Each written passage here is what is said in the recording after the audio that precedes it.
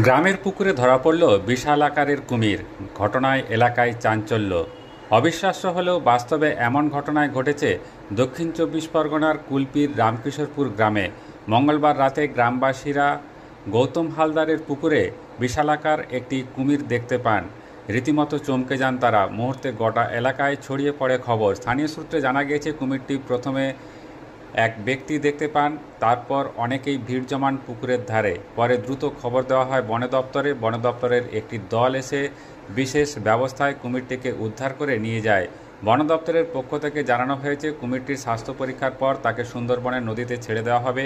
এই ঘটনার পর এলাকায় চাঞ্চল্যের পাশাপাশি আতঙ্কও ছড়িয়েছে। স্থানীয়দের অনুমান, কয়েকদিন আগে কুলপি এলাকায় হুগলি নদীতে একটি কুমির দেখা গিয়েছিল। সম্ভবত সেখান থেকেই জলের স্রোতে বা কুল ভাঙনের ফলে এই কুমিরটি পুকুরে এসে ঢুকে পড়েছে।